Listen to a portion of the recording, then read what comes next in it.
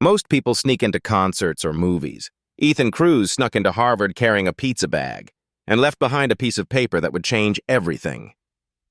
Ethan Cruz was 20 years old, though the lines under his eyes made him look older.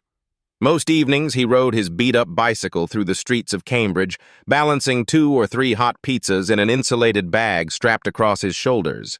The smell of tomato sauce and melted cheese clung to him like a second skin. Nobody who passed him on Massachusetts Avenue would have guessed that inside his jacket, folded 100 times, were sheets of paper filled with strange markings, dense sequences of numbers, curves drawn with a shaky hand, and notes written in pencil because he could not afford ink. They were not recipes, not song lyrics, not diary entries. They were fragments of mathematics. That night, the delivery ticket told him to head to Jefferson Hall, Harvard University. He had never entered the building before. He had biked past it countless times, staring at the glowing windows, wondering what kinds of conversations took place inside. He imagined people speaking a language he could almost understand, a language of proof and symmetry, of questions that did not end in laughter, but in silence. Ethan chained his bike to the gate, hurried across the marble steps, and pushed the heavy wooden door open. Inside, the hallways smelled of old books and chalk dust. The tiled floor carried the echoes of his sneakers as he walked toward the office number scribbled on the order slip. He felt out of place, his jacket torn at the sleeve, his jeans stained with oil from the bike chain. When the door opened, Professor Adrian Hale stood there, tall, silver-haired, with eyes that had frightened generations of students. His reputation was carved into the walls of Harvard itself. Uncompromising, brilliant, impossible to please. He had no family, no smile, only mathematics. Ethan swallowed hard. "Pizza delivery," he said, lifting the box. Professor Hale reached for the food without a word, then turned to go back inside. The door would have shut on Ethan if not for a single reckless thought. From under the pizza box, he slipped a folded piece of paper and laid it on the professor's desk. "Sir," Ethan whispered, "you dropped this." It was a lie, of course. The paper was his. Hale looked down at it, annoyed at first, then curious. He unfolded it. His sharp eyes scanned the page. The room fell silent except for the crackle of paper. What he saw was no ordinary scribble. It was a chain of reasoning that danced around the Colot's conjecture, a problem that had resisted proof for more than 80 years. Ethan's page did not contain a full solution, but it carved a strange path, like a boy walking across an icy pond without falling through. "Who wrote this?" Hale asked, his voice low. Ethan hesitated. His hands trembled. I did." The professor studied him. His eyes moved from Ethan's oil-stained jeans to his cheap sneakers, then back to the page. "This is either nonsense," Hale said slowly, "or it is the most original attempt I have seen in a decade." Ethan wanted to disappear. He wanted to grab the pizza box, run down the stairs, and never return. But something kept him rooted to the floor, the possibility that for once in his life, someone had seen him. Hale placed the pizza on his desk untouched. He held up the paper again. "Do you even know what this is?" "It's just patterns," Ethan murmured. "I see numbers and they fall into rhythms. I don't know what to call it. I never had the classes." "Classes," Hale repeated as if the word were irrelevant. "Bring your brain to my office tomorrow at 9. That is all that matters." Ethan blinked. "Tomorrow?" "Yes. Bring no pizza. Just bring your mind." The door closed. On the ride home, the night air cut cold against Ethan's face. His bicycle wheels clicked on the pavement. He replayed the conversation again and again. The professor's words felt heavier than any bag of food he had ever carried. At the tiny apartment he rented above a laundromat, Ethan spread out his papers across the floor. The pages covered every corner like a sea of white islands, unfinished equations, graphs drawn on the backs of old receipts, proofs attempted then abandoned. He had written them since childhood, hiding them from everyone. His foster parents had once called them scribbles of a boy who wastes time. But Ethan did not waste time. He hunted beauty. He searched for patterns that no one else had told him to look for. He touched the page he had left behind at Harvard. He felt both fear and warmth. Fear, because the world might laugh at him. Warmth, because perhaps someone, finally, had not. Meanwhile, in Jefferson Hall, Professor Hale sat alone in his office. The pizza grew cold. He had not eaten. His attention was fixed on the pencil marks of a delivery boy. For years, he had taught rooms full of brilliant students, all hungry for approval, all memorizing what had already been done. And here, by chance, walked in a boy without pedigree, without papers, who left behind a trail of thought that refused to fit inside the neat boxes of academia. Hale closed his eyes and saw the problem again. The Collat's conjecture. Start with any positive number. If it is even, divide it by 2. If it is odd, multiply it by 3 and add 1. Repeat.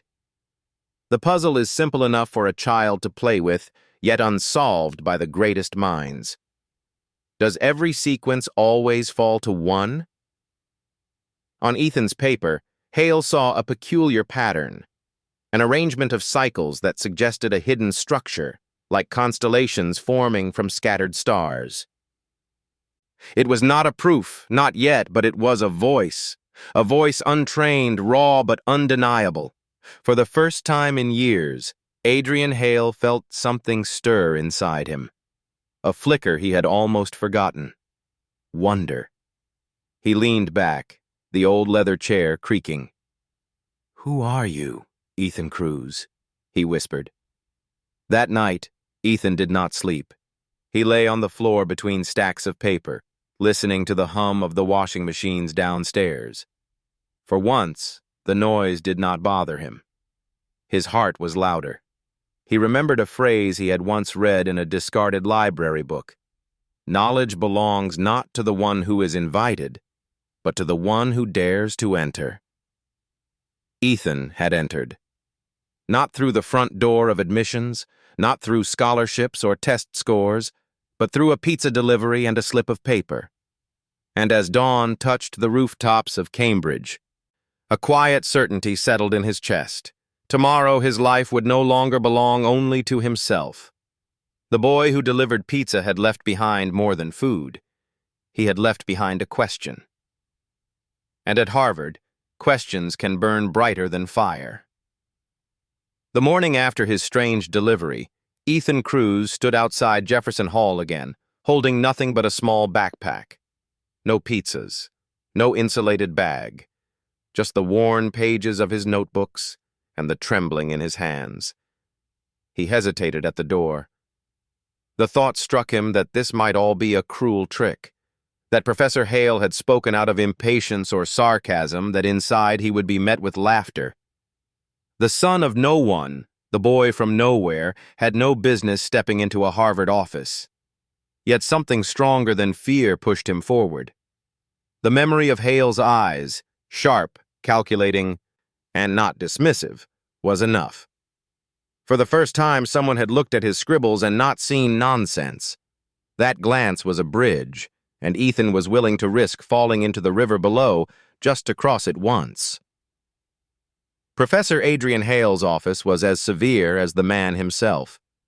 High shelves lined the walls, filled with books in Latin, German, and French, languages Ethan could not read. On the desk lay stacks of papers, each covered with the neat handwriting of graduate students, all pleading silently for approval. When Hale entered, his gray coat still damp from the morning rain, he glanced at Ethan only briefly. "Sit," he commanded. Ethan obeyed. He sat stiffly in a wooden chair, his backpack at his feet. Hale placed Ethan's paper, the one from under the pizza box, on the desk between them. "Tell me your name," the professor said. "Ethan Cruz," he whispered. Hale frowned. He opened a directory on his computer, typed the name, waited, then shook his head. "You are not registered here. No transcripts, no courses, no record at all. You do not exist." Ethan lowered his eyes. I never got in. I never applied. College was never..." He stopped, searching for words. "My foster families moved a lot. I worked, I paid rent. That was it." "And yet," Hale lifted the page, "this exists. How?" Ethan hesitated. "I just see patterns. I cannot explain why.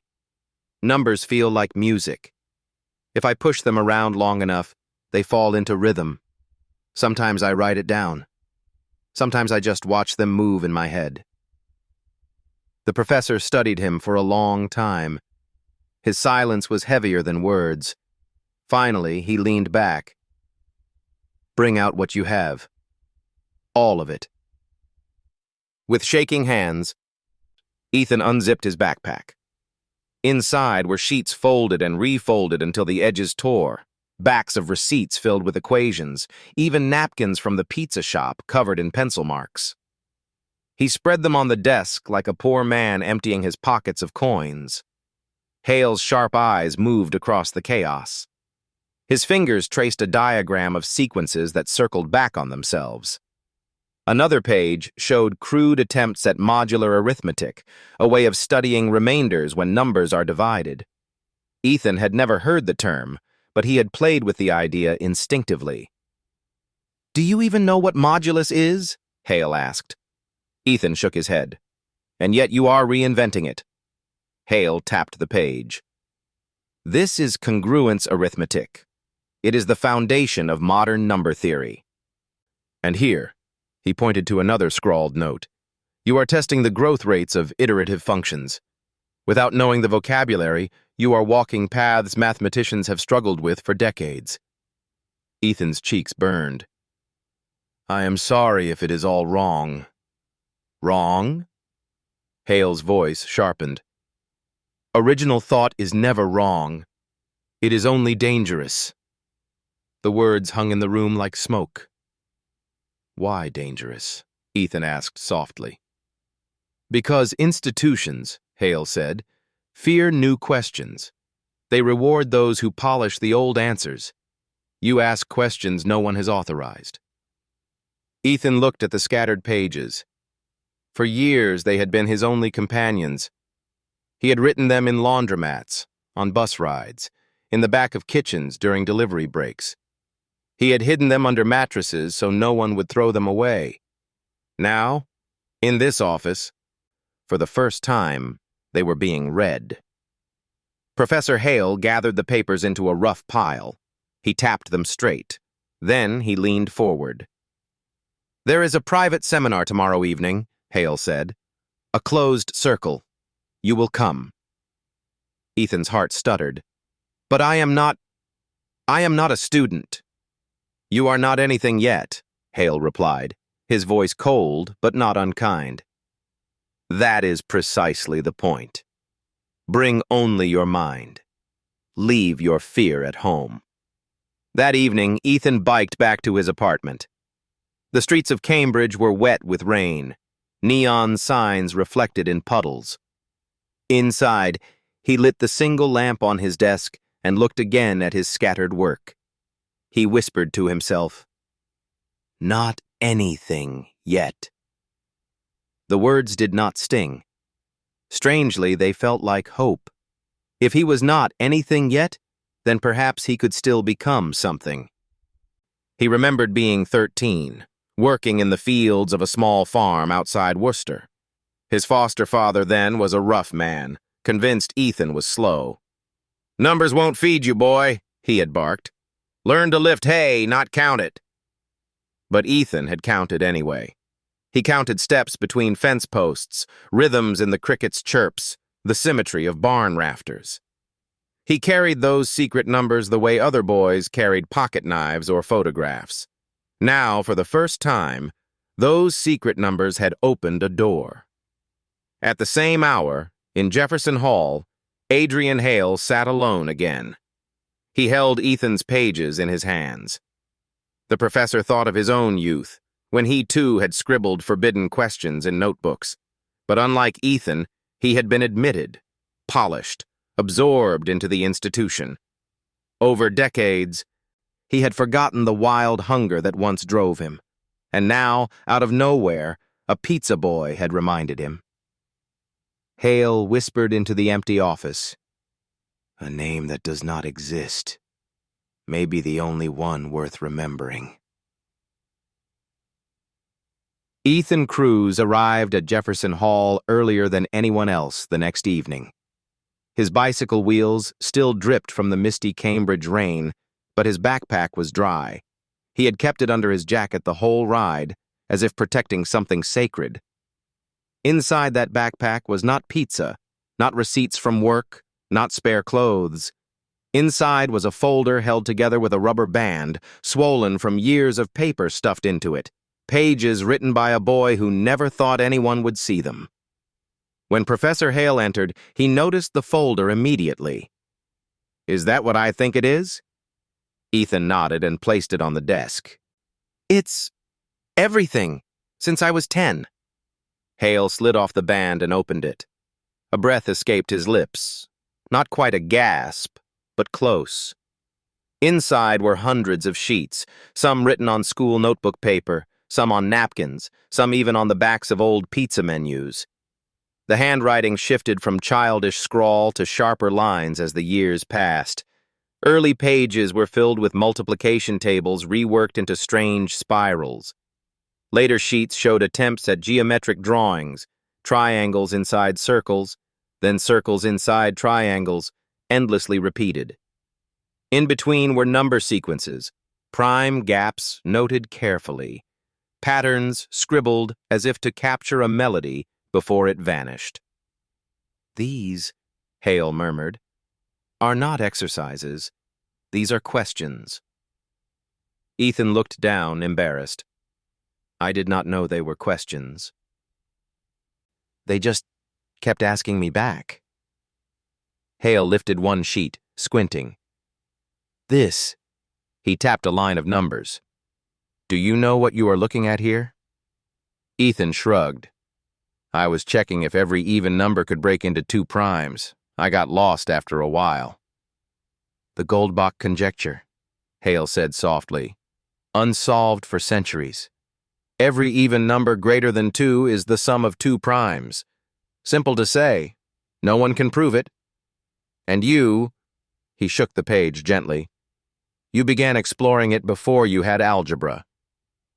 Ethan shifted in his chair. It was just curiosity. Hale's eyes sharpened.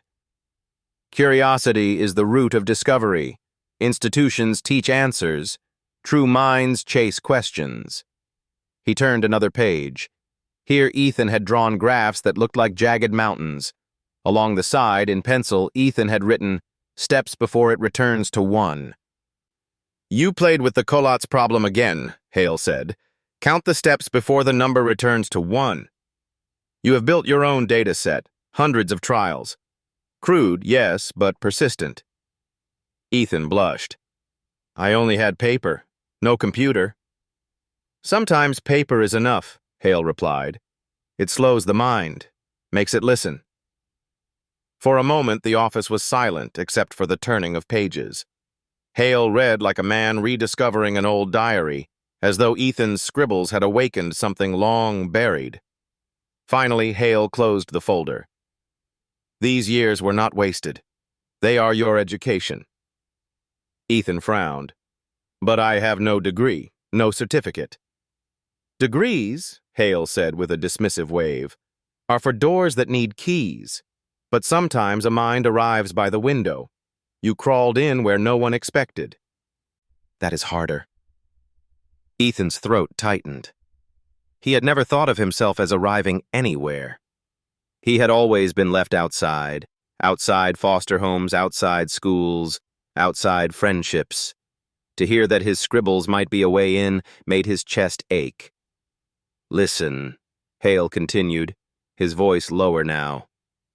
"Tomorrow night, a closed seminar will meet. Not students. Professors, researchers, those who guard the boundaries of knowledge. I will take you there." Ethan froze. "Me? But they will know I do not belong." Hale leaned closer. "You belong the moment your questions disturb their answers. That is all that matters." That night in his apartment, Ethan laid the folder open on the floor. He touched the earliest page, numbers written by a 10-year-old in smudged pencil. He remembered the day he wrote it. His foster mother then had sent him to his room as punishment for breaking a window. With nothing to do, he had drawn numbers into patterns until night fell. He smiled faintly. Forgotten years, he thought. Years that felt wasted, years that no one cared for, years when his voice had no echo. But in those years he had built something, like a mason stacking stones in secret, constructing walls no one saw. The folder was his silent cathedral. The next evening, Hale escorted Ethan down a hallway Ethan had never seen. They passed doors labeled with names Ethan recognized from textbooks in the library. At last, they entered a small lecture room. Around the table sat a dozen men and women, some gray-haired, some sharp-eyed and younger, but all with an air of authority. Among them was Dr. Elaine Barker, a woman known for her relentless mind and cutting remarks. Ethan had read her name in journals. To see her in person made his stomach knot. "This," Hale said simply, "is Ethan Cruz." Murmurs circled the room. Someone whispered, "Student of yours?" "No," Hale answered. "Not yet a student of anyone, but a mind worth hearing." Barker raised an eyebrow. "And why is he here?" Hale placed Ethan's folder on the table. "Because sometimes a question walks in off the street." The professors chuckled, half amused, half skeptical. Barker, however, leaned forward. She flipped open the folder and scanned a page. Her eyes narrowed. She turned another page, then another. Finally, she set it down. "Who wrote this?" she asked. Ethan cleared his throat. "I did." Her gaze fixed on him, sharp as glass. "How old are you?" 20. "And your training?" "None. I deliver pizzas." Silence rippled across the table. A few smirked, others looked uncomfortable. But Barker did not smile. She tapped the folder once. "Dangerous," she said. The same word Hale had used. Ethan felt his pulse hammering. "Why dangerous?" "Because you do not know the walls," Barker replied. "You step outside them without hesitation. You draw paths that break rules. And sometimes," her voice lowered, "that is the only way forward." She leaned back, folding her arms. "Let him stay, at least for tonight." Hale's lips tightened, but he nodded. "Good. Then we begin." Ethan sat at the edge of the table, silent, watching as the room came alive with argument, chalk scratching across the board, words flying, modular functions, symmetry groups, measure theory. He could not follow everything, but he wrote furiously in his notebook, capturing fragments like sparks. For the first time in his life, Ethan Cruz was inside the room, and though he spoke no words, though his name carried no weight, he felt something new. Belonging could be drawn, like a boundary on a chalkboard, and he, at last, was inside the line. The seminar room was small, but to Ethan it felt enormous. 12 professors sat around the table, their pens tapping, their voices weaving threads of language that sounded half foreign and half familiar. For the first 30 minutes, he said nothing. He simply watched. The chalk clicked across the board, symbols forming and dissolving. He recognized fragments, fractions of ideas he had toyed with in his notebooks, but most of it soared beyond him like birds he could only glimpse through the trees. Professor Hale sat at the head of the table, unmoving, his gray eyes cutting through each argument. Across from him, Dr. Elaine Barker drew diagrams with quick precision, her voice steady, her tone sharp. The room was debating a boundary problem in topology, how spaces can be divided, how edges define what belongs and what does not. To map a region, Barker said, circling a shape on the board, is to decide what is inside and what is outside. Without boundaries, nothing has definition. Another professor nodded. Exactly. Mathematics begins when the boundary is drawn. Ethan scribbled in his notebook, his hand moving faster than his thoughts. Inside, outside, belonging. Not belonging. He thought of his own life. Foster homes that always labeled him as not one of us. Schools that treated him as a visitor. Jobs that paid him only to leave when the shift was over. His whole life had been an exercise in being outside the line. And now, here he was, inside the most guarded room of all. Yet even here, he felt the line pressed against him. The professors spoke a language polished by years of study, degrees, and conferences. His own voice felt small, rough, untrained. He lowered his eyes, unsure if he belonged after all. Then Professor Hale stood. He walked to the board, drew a large circle, and shaded the interior. This, Hale said, is our field. Our students, our colleagues, our journals, our comfortable proofs. He paused. Then, with the chalk, he placed a single dot outside the circle. Silence settled over the room. That, Hale said, his voice firm, is him. Every head turned toward Ethan. His chest tightened. Hale continued. He is not within the lines, not bound by our definitions, and yet he is part of the map now, whether we like it or not. Barker leaned back in her chair, studying Ethan. Her expression was unreadable. The other professors shifted, some skeptical, some intrigued. Ethan felt heat rise to his face. He wanted to protest, to say he was just a boy with notebooks, nothing more. But then, as he stared at the chalk dot outside the boundary, something stirred inside him. Maybe, he thought, belonging does not mean being inside the circle. Maybe it means being acknowledged as part of the picture at all. The seminar moved on, debates flowing again, but Ethan's eyes stayed on the dot. For the rest of the evening, he wrote not equations but drawings, circles, boundaries, and dots scattered outside. At one point, Barker caught him sketching. She leaned over and whispered, "What are you writing?" Ethan hesitated. "I was thinking, sometimes the map is wrong. Sometimes the dot is not outside. It is the circle that is too small." Barker raised her eyebrows. She said nothing, but for the first time a faint smile touched the corner of her lips. When the session ended, the professors gathered their coats and left in murmurs. Hale remained behind, erasing the board slowly.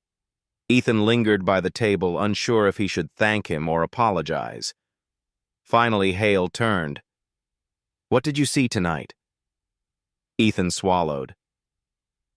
"I saw that they draw lines, but maybe lines can move." Hale studied him. "You are beginning to understand." Mathematics is not only about numbers, it is about courage, courage to redraw the boundaries. Ethan looked down at his folder, clutched against his chest. But why would they let me redraw anything? I am no one. Hale's voice softened. The question is not whether they let you. The question is whether the problem itself demands it. A true problem does not care who solves it. Ethan nodded slowly, his chest heavy with a new kind of hope. Outside, the night air was sharp. The lamps along the Harvard yard glowed like old candles, their light spilling onto the brick paths. Ethan walked his bicycle across the grass, his notebook under one arm. For the first time in his life, he did not feel like a trespasser. He felt like a dot. Outside, yes, but seen. As he rode home, the image of the chalk circle stayed in his mind. He whispered to himself, "Belonging is not given, it is drawn." And somewhere in the quiet of the night, Ethan Cruz began to believe he could draw. The next seminar came sooner than Ethan expected. Hale had told him simply, "Be present and listen." Ethan obeyed. He sat at the same wooden chair, clutching his notebook. His folder of years stayed under his arm like armor he did not yet dare to use. That evening, Dr. Elaine Barker led the session. She wrote across the board in quick, precise strokes of chalk, her handwriting crisp and deliberate. "Consider," she said, "a function f, defined by iteration. Each output feeds the next input. What we care about is stability. Does the sequence collapse into order, or does it drift toward chaos?" Her chalk moved rapidly, producing rows of numbers. Then arrows, showing how each number transformed into another. Ethan's eyes widened. He recognized the rhythm. It was a cousin of the Colots game he had played on receipts and pizza boxes. "The challenge," Barker continued, "is not computing these paths. Any computer can do that. The challenge is proving what cannot be checked by brute force, proving the infinite." Her words stirred something restless inside Ethan. He had spent years tracing such paths by hand, not because anyone asked him to, but because the patterns would not let him go. Barker turned to the room. "Any insights?" The professors shifted in their seats. Some offered cautious comments, hedging their words, but the air carried doubt. This was a frontier too wild for comfort. Ethan felt his throat tighten. His pencil hovered above the paper. "Say nothing," he told himself. "You are only a guest." Yet as Barker underlined a line of numbers, Ethan saw an opening. His chest burned. The rhythm of the numbers sang to him, and the silence in the room begged to be broken. He raised his hand. Slowly. The room fell still. Barker's eyes fixed on him, sharp but not mocking. "Yes. Ethan, was it?" Ethan nodded. "I think the sequence does not only collapse or escape, sometimes it pauses. It balances." "Balances?" one professor echoed, puzzled. Ethan stood, though his knees trembled. He walked to the board, every step heavy as stone. Taking the chalk, he drew beneath Barker's work. "See here," he said, his voice barely above a whisper. "If you start with this number, it does not fall quickly. It circles, like waiting before it decides. That waiting is not chaos. It is structure hiding in plain sight." He marked the steps one by one. His handwriting was rough, nothing like Barker's elegant strokes, but the pattern emerged. A cycle that delayed collapse, hovering like a bird riding an updraft before coming down. The room went silent. Chalk dust floated in the air. Barker stepped closer, eyes narrowing. She studied the numbers, the crude lines, the shaky but undeniable rhythm. Finally, she spoke. "Continue." Her voice carried no ridicule, only command. Ethan swallowed and went on. He showed another number, then another, circling those that paused before collapsing. "These pauses are not accidents," he said. "They might be the key to why everything eventually falls to one. The pauses are part of the rule, not exceptions." The silence thickened. Every professor leaned forward now, watching the delivery boy write mathematics on their sacred board. When Ethan stepped back, the chalk trembling in his fingers, he felt as though he had laid his whole soul bare. For a long moment, no one spoke.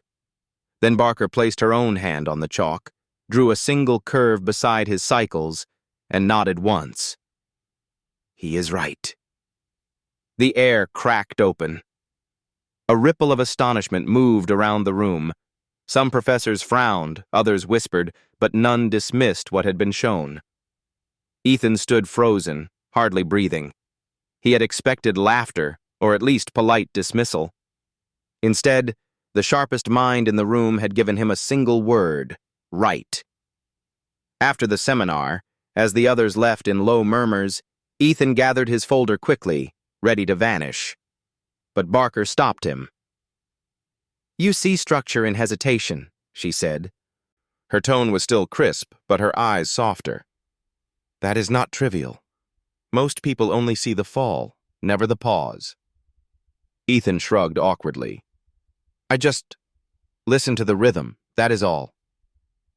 Barker tilted her head. "Rhythm is mathematics. Do not underestimate what you carry." She turned away without waiting for thanks, her coat sweeping behind her. Ethan stood in the empty room, heart still racing. The chalk dust clung to his fingers like proof that it had really happened. Later that night, Hale found Ethan sitting on the steps outside Jefferson Hall, staring at the campus lights. "You disobeyed," Hale said, his voice calm. "I told you to listen." Ethan's shoulders hunched. "I am sorry. I could not stay silent." Hale sat beside him. "Do not apologize. There are times when silence protects. And there are times when silence betrays." Ethan looked down. "They will not want me back after this." "They will," Hale replied firmly. "Barker herself invited you onward. She has asked that you attend the winter colloquium." Ethan's head snapped up. Colloquium. The most guarded circle we have. A place where ideas are stripped bare, where elegance matters more than correctness. "You will go." Ethan's chest tightened. "But I am not ready." "No one is ready," Hale said. "That is the point." The night air wrapped around them. Ethan stared across the yard, where the windows of dorms glowed with warm light. Students laughed in groups, their futures already charted. And he, a pizza boy with chalk dust on his hands, had been invited to the most secret room of all. For the first time, he felt the line between silence and voice shift beneath his feet, and he wondered if perhaps, just perhaps, his voice could stand. Snow was falling gently on Cambridge that night. The flakes floated in the yellow glow of the old street lamps, softening the red brick paths of Harvard Yard. Ethan Cruz stood at the entrance of Jefferson Hall, his worn backpack pulled close to his chest. He was 20 years old, but he felt younger, as if he were a boy about to step into a place he was never meant to see. Professor Hale had told him the day before, with his usual sharp tone, "The colloquium meets tomorrow. Wear nothing formal, bring only your mind." And now here he was, the winter wind biting his cheeks, his breath rising in small clouds. The winter colloquium was not written in any calendar. No syllabus listed it.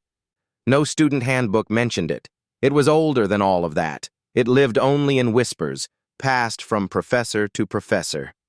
They met once each winter, when the nights were long, when there was no time for vanity, only truth.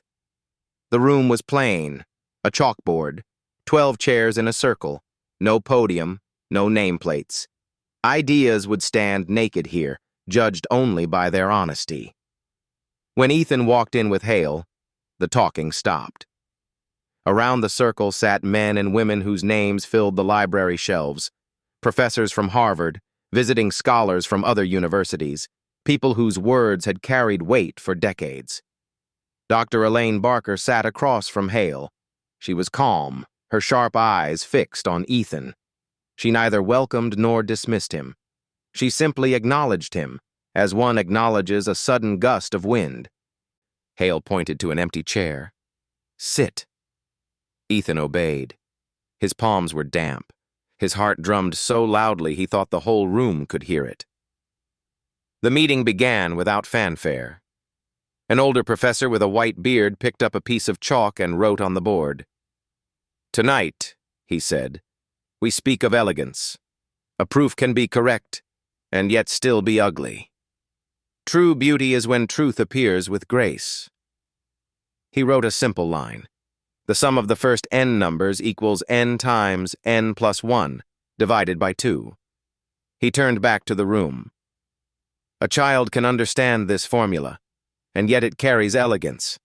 It folds an endless sum into one curve. Others followed. One spoke of Euler's identity, calling it a poem of numbers.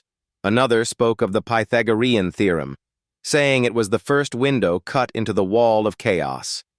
Each voice was low, reverent, as if they were discussing music or prayer. Ethan sat quietly, his pencil racing. He understood some, missed much, but he felt the rhythm, the way they circled around beauty, not just truth. Then Barker stood. She wrote a single word across the board. Colats. The room stirred. A few chuckled softly. Some shook their heads. The Colats problem was like an old guest who never left. It looked childish but had resisted proof for nearly a century. Barker spoke evenly.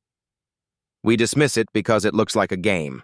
Multiply by 3, add 1, then divide by 2. Yet its persistence is the very reason it matters. A riddle too simple to ignore, too stubborn to solve." Then, without ceremony, she pointed across the room, at Ethan. "This boy," she said, "has seen something in it." He saw pauses where the rest of us saw only falling numbers. Perhaps the pauses hide the structure. The circle turned toward him. Ethan's chest tightened. His fingers gripped the edge of his chair. He wanted to shrink, to vanish, but Barker's gaze did not allow retreat. Slowly, Ethan rose. His knees felt hollow. He walked to the board and took the chalk with trembling fingers. He began to write. "Start with this number," he said softly. "Watch how it moves. It grows, then shrinks, then grows again. But here." He circled a place on the board. "It waits. It hovers before falling." He drew another example, and another. Circles, arrows, pauses. His hand was unsteady, his lines crude, but the pattern became clear. "These waits are not mistakes," he said. "They are part of the rhythm. The sequence breathes before it collapses. That hesitation is not chaos.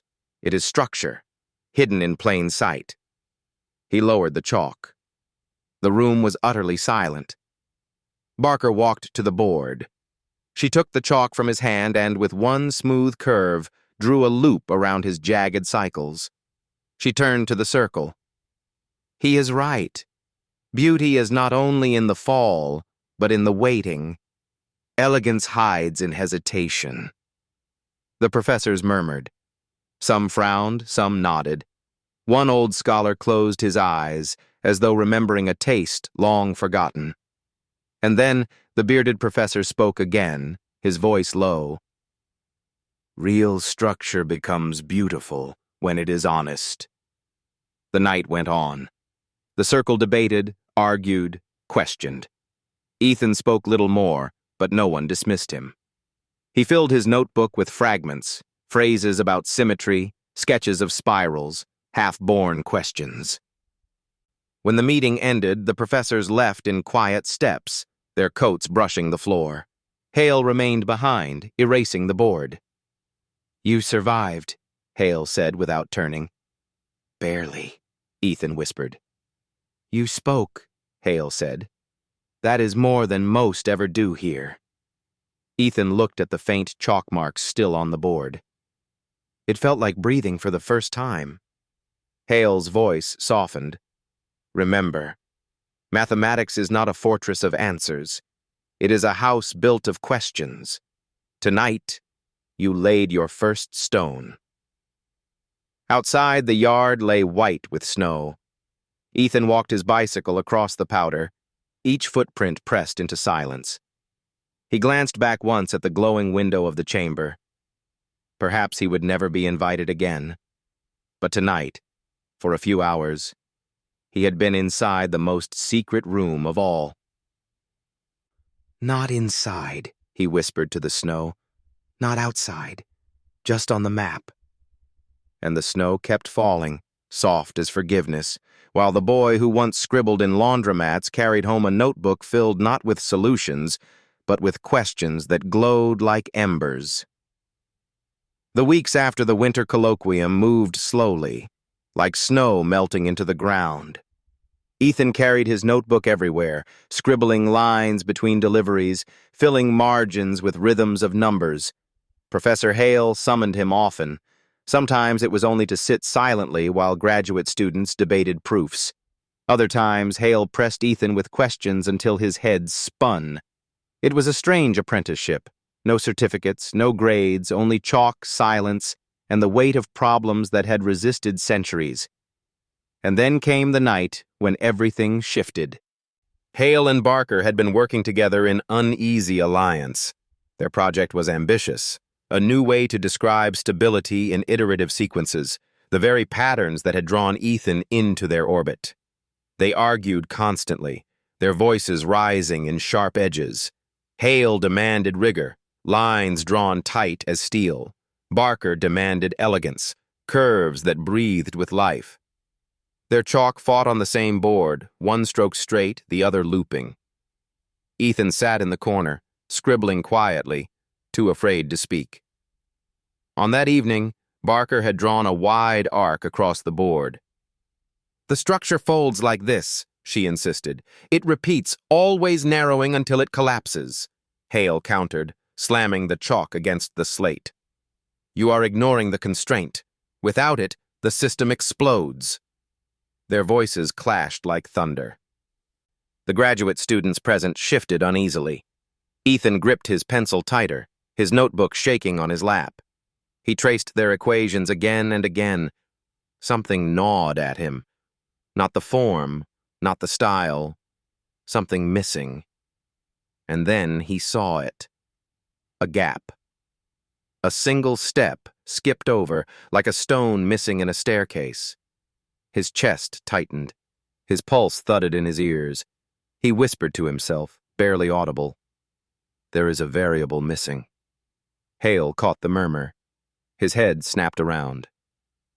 What did you say? Ethan froze. Every eye in the room turned to him. He swallowed hard. I think you left something out. Barker's eyebrows lifted. Left what out? Ethan stood, knees trembling.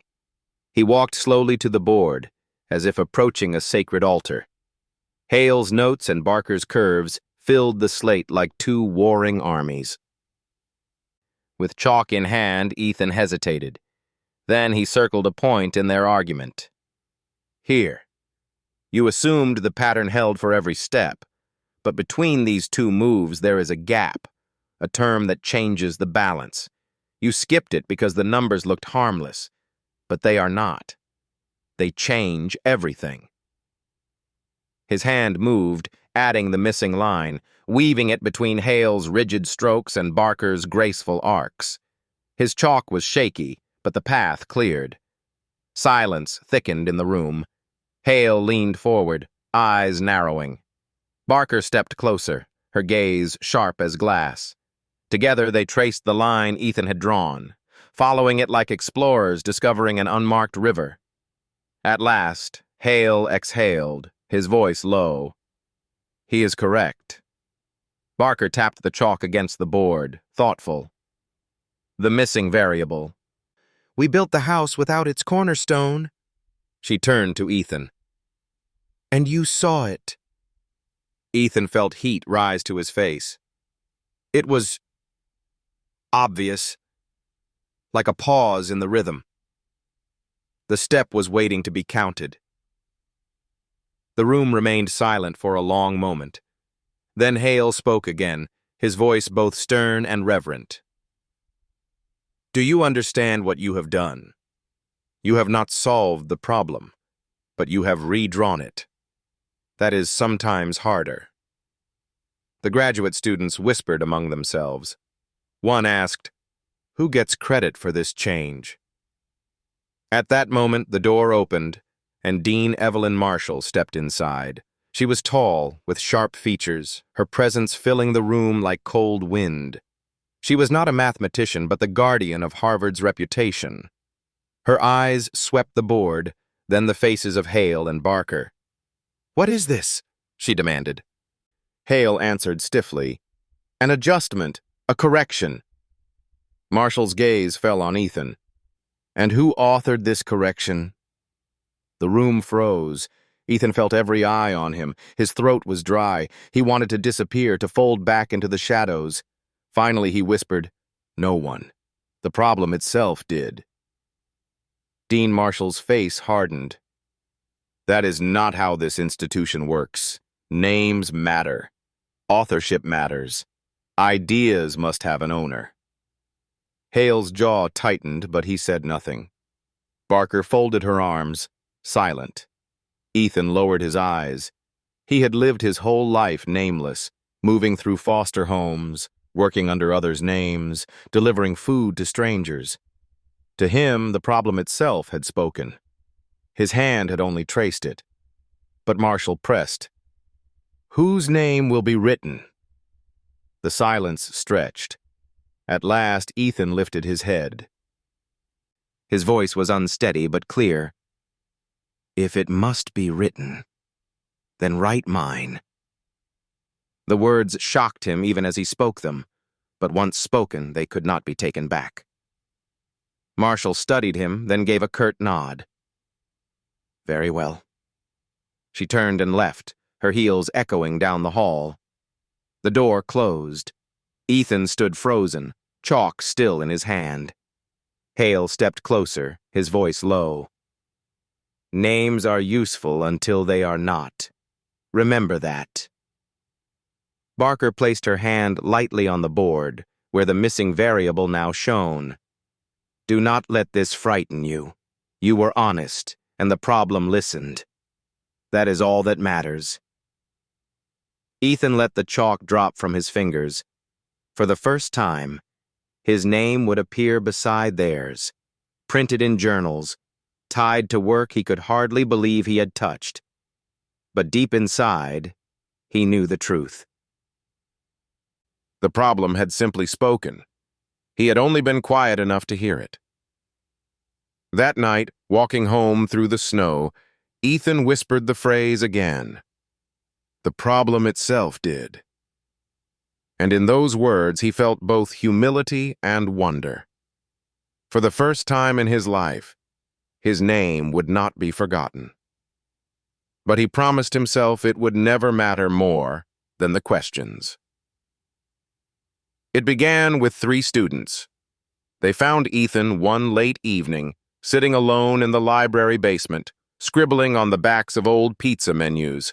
His name had already spread across campus, but these 3 did not come for the fame. They came because they, too, carried questions that no classroom had answered.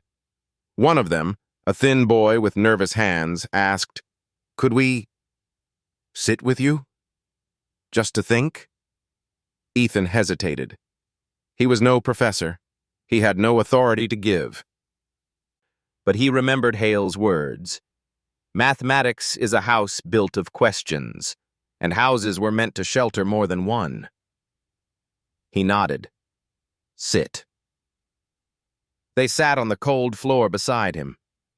And for hours, no one lectured, no one graded, no one asked for proof polished to perfection. They simply shared problems that troubled them, small puzzles, half-finished thoughts. Ethan did not lead. He listened. He drew quietly when they ran out of words, adding one more line to their sketches. The night passed, and for the first time Ethan felt something new. Not solitude, not spotlight, but fellowship. Word of that midnight session spread quietly. The next week, there were 10. A week later, 15. Soon the basement room labeled B12 was filled with students long past midnight, some sitting on the floor, some leaning against the wall, all drawn by the chance to work without fear of failure. Ethan never called it a class. He never stood at the board as a teacher. He simply sat among them, a questioner among questioners. Someone called it the midnight function. The name stayed. The atmosphere in B12 was unlike any other room in Harvard. There were no grades, no applause. Here, errors were not shameful, but seeds. Someone would begin with a half-formed idea, stumble, and instead of silence, the others would lean closer, asking, "But what if?" One night a girl sketched a strange spiral on the board, saying she thought it connected to prime numbers. The spiral broke down after only a few turns. She sighed and apologized. Ethan shook his head gently. "Do not apologize. The spiral may fail, but the question lives. We can walk it again." Maybe from another angle. Another night, a boy proposed a clumsy formula for dividing sequences. The room grew confused. Ethan listened, then said softly, "It does not need to be beautiful yet. Sometimes truth begins in awkward clothing." Slowly, the students grew bolder. They brought problems that professors had dismissed, puzzles they had been too afraid to voice in lectures. And each time, Ethan reminded them, "Here, no one owns the question. We only hold it together." By the end of the semester, B12 was packed beyond capacity. Students from physics, computer science, even philosophy joined. Some nights the janitors had to push open the door to remind them of the hour. But still, the chalk whispered on the board until dawn. Ethan often sat in the back, watching the room glow with energy. He thought of his own boyhood scribbles on napkins, and he realized something. What had once been his private refuge had become a shared fire. And the fire did not need his name to burn. Professor Hale visited once, late at night. He stood in the doorway, his sharp eyes taking in the crowded room. Students sat cross-legged on the floor, arguing joyfully, chalk dust floating in the air like smoke. Hale's lips pressed thin, but he did not interrupt. After a moment, he caught Ethan's eye. "This is not a class," Hale said quietly. "No," Ethan replied. "It is not." Hale's gaze softened, almost imperceptibly. "Then, perhaps it is something better." He turned and left, leaving the door slightly ajar behind him. Dr. Barker came another night. She slipped in silently, stood against the wall, and watched. When a nervous student faltered at the board, Ethan encouraged them with his gentle voice. Barker studied his manner, her face unreadable. When she finally left, she whispered only one word as she passed Ethan. "Good." It was the highest praise she had ever given. The midnight function became more than a gathering. It was a sanctuary. Students who felt lost in the machinery of Harvard found in B12 a place to breathe. They called it the only room on campus where silence was not feared, but welcomed. Ethan, who once believed he had no place in any circle, now sat at the center of one. And yet he did not lead with authority. He led with listening. One night, long after midnight, when most had gone, a single student remained. She was quiet, shy, clutching a notebook to her chest. Ethan asked softly, "What is troubling you?" She opened the notebook. On the page was a sequence of numbers she had been testing. "I cannot make it work. Every time I try, it collapses." Ethan studied it. Then he smiled. Collapsing is not failure. Collapse is also information. It tells us where the path ends. Sometimes the ending is the first truth. The girl looked at him with wide eyes. You make it sound safe to fail. It is safe, Ethan said. Here, failure is just the question changing its shape. Her shoulders loosened, and she smiled for the first time that night. As spring deepened, the room B12 became a legend whispered across campus. Some professors disapproved, calling it a distraction, a cult of untrained thought. Others defended it, saying it was the purest form of learning they had seen in years. But to the students who gathered there, it was not about fame or rebellion. It was about belonging to the rhythm of questions. And to Ethan, it was a home he had never known he could build. In the quiet hours before dawn, after the last student left, Ethan often remained behind, sweeping chalk dust into his palm. He would look at the empty board, at the echoes of lines and circles, and whisper, "Thank you." Not to himself, not to the students, but to the questions that had guided him all his life. The boy who once scribbled alone in laundromats had created a place where no one had to scribble alone again. The midnight function lived, and it asked nothing but honesty. Years passed.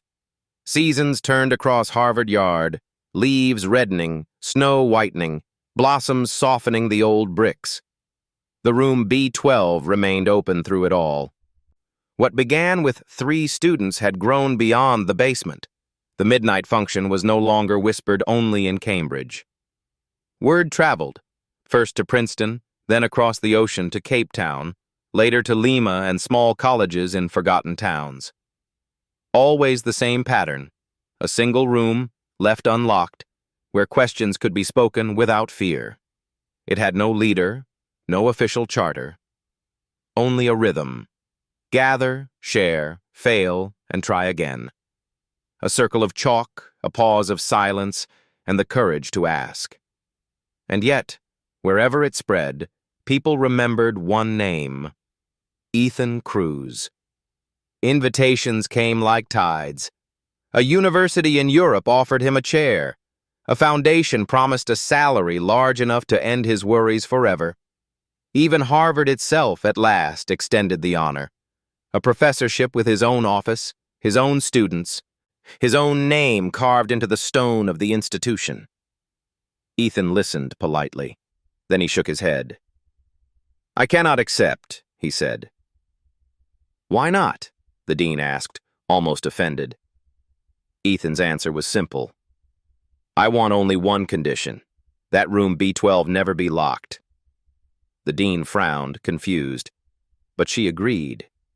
Perhaps she thought it was a quaint request. For Ethan, it was the only one that mattered. Years later, Ethan was no longer the boy who delivered pizzas through Cambridge nights. His hair had grown darker at the temples, his face marked with quiet lines of age. Yet his eyes still carried the same gentle fire, the one that saw patterns where others saw only noise. He often walked the yard in the evenings, unnoticed among the students. The world had tried to crown him with medals, to fix his name in marble, but Ethan lived simply. His apartment was small, his meals plain, his pleasures few. What he loved most was to sit quietly at the back of B12. On one such night, long after midnight, he slipped into the room. It was crowded again, new faces, new voices, none of whom recognized the older man in the corner. The chalk passed from hand to hand. Mistakes were made, laughter followed, silence grew, then questions rose again. Ethan leaned back, listening. The rhythm was alive. He heard a student falter, struggling with a sequence that broke apart. Another gently corrected him, not with scorn, but with patience.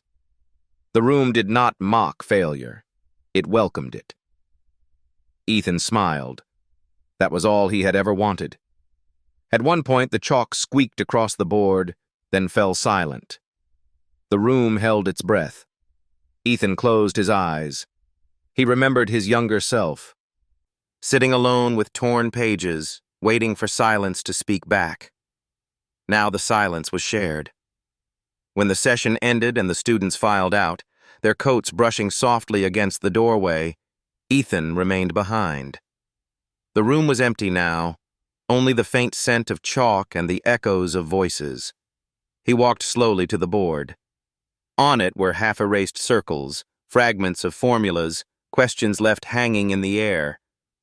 He placed his hand against the cool slate and whispered, "Let the world find the loud answers. I will stay busy asking the quiet questions." The words were not for anyone else.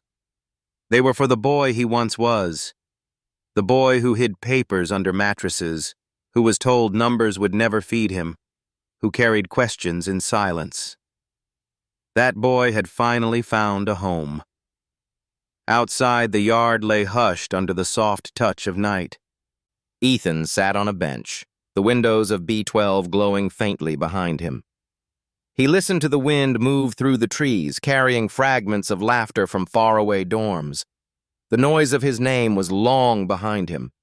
The world would remember it if it wished, or forget it as time demanded. It did not matter. What mattered was the rhythm, the endless, breathing rhythm of questions and pauses, of failure and discovery, of silence and belonging. Ethan closed his eyes. For the first time, he felt not outside, not inside, but fully at rest. The function of quiet was complete. Thank you for staying with me until the very end of this story.